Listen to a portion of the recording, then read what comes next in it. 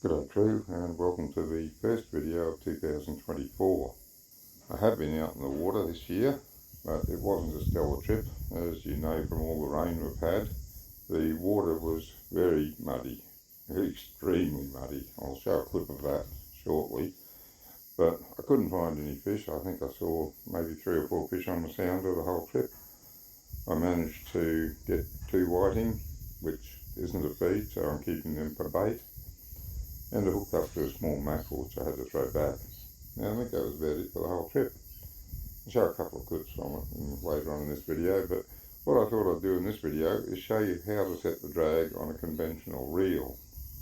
Now I was brought up using Alvies, the old side cast reels, but since I've been fishing with more modern equipment, I really like the conventional reels. The reason I don't have more of them is usually the price. I can get a nice cheap spinner a lot cheaper than I can get a conventional reel.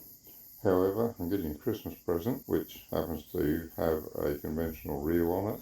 So I just thought this might be a good time to show you how to set the drag on a conventional reel. So I'll run you through that. First thing you need to know about setting the drag on a conventional reel, particularly a lever drag model, I should have pointed out. They're the only ones I really like. I don't like the star drag ones. So lever drag model has a setting there which is your normal full drag, and that lever is stopped by a button. If you push the button in, pull over, and that pretty much locks up the reel. You can move it, but by default it's tight. So normally you wouldn't do that. The only time you want to lock it up is in an emergency. Your fish is about to get taken by a shark or something. Lock it up and try to get it away, but other than that I've never tried to lock up a reel. Anyway, to set the drag on it, the lever drag is controlled by this knob here, the amount of drag. To set that, you can't put it up there and twist the knob and change your drag. You actually bring it down to where the drag is off. That's free spool mode. If I didn't have the clicker on, that would just run off by itself. I have the clicker on to give it some restraint so it doesn't bird nest quite so easily. Anyway, have that on and then twist your drag setting. And then bring it back up to your strike range. Before you do that, get enough line out so that you can actually put scales on the line so you can test your drag. You really need to have scales if you're going to set your drag properly. So then bring your lever back up to the strike range, put your scales on, turn them on, zero them out, and then pull down.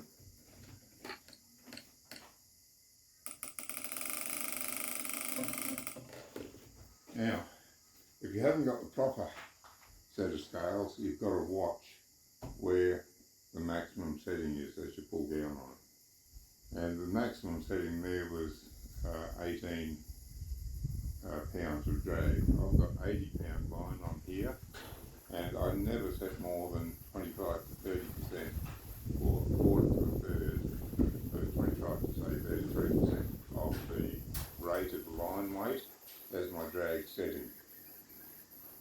So on this one I could go 20, so I need a little bit more. So I'll take that drag right off, back the lever back down to zero, give that another little twist, put the lever back up, and then try it again. Just wind up some of that line that I pulled out before. I can get a good reading again.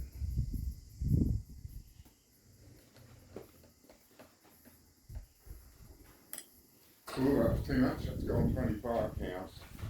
I just don't want quite that much on it. So turn him off, back him down a little bit, try him again.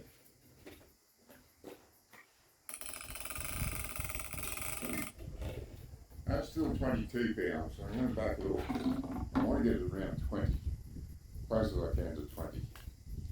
So I'll back him off, 2 more clips so, and try that.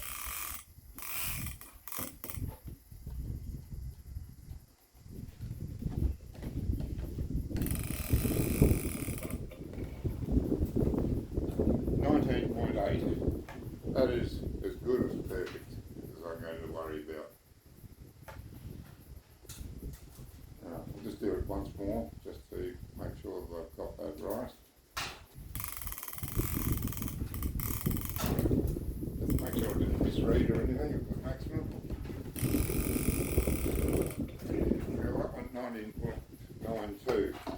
So I'm going to call that right.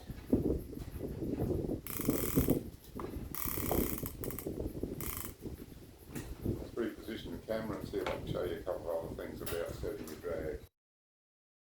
When you're setting your drag and measuring it, don't pull straight down like that on the rod. Don't pull it out straight out from the rod. What you want to do is come down at the angle that you're normally going to fight the fish at. And that's, for me, about there.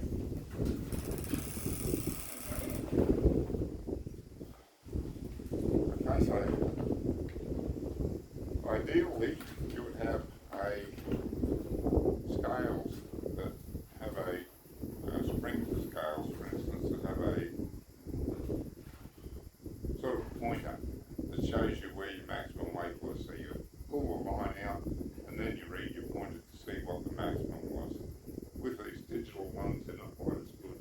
You actually have to keep an eye on it and see what the maximum weight was, which is why I do it 2 or 3 times just to make sure that I get a consistent reading.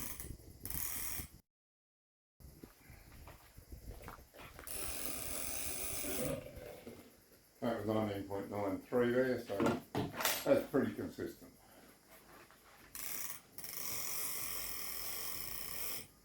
I'm going to go with that. And this is just a few things from my recent trip out. As I mentioned, there were next to no fish to be had, but nevertheless, a couple of things from the trip. And first of all, this is the track I followed. It was 40 nautical miles long and I used 42 litres of fuel.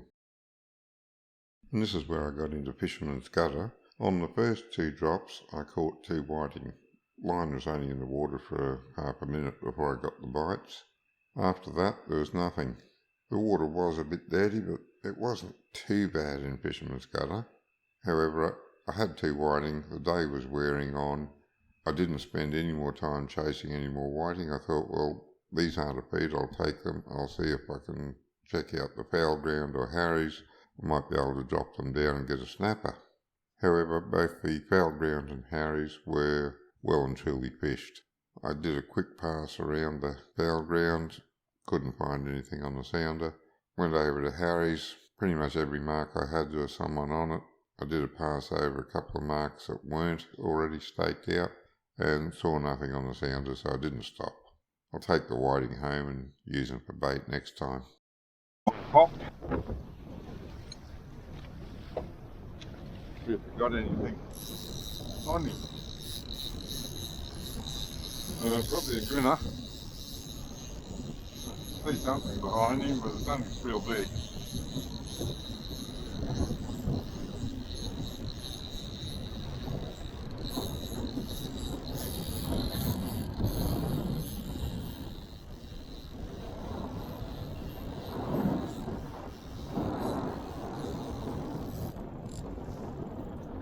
Alright, it is something bigger.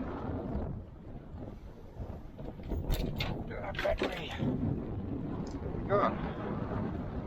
What have we got? A little mac. Come on, up here. Oops, a daisy. Hang on, let me see how big you are. You are 48. I think you've got to be 50. Oops, a daisy.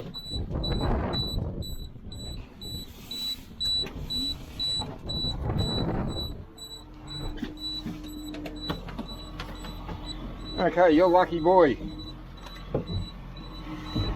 You're just too small. I don't know if you can see this in the camera, but by geez, this water is brown. Brown, brown, brown. I don't mind fishing in the rain.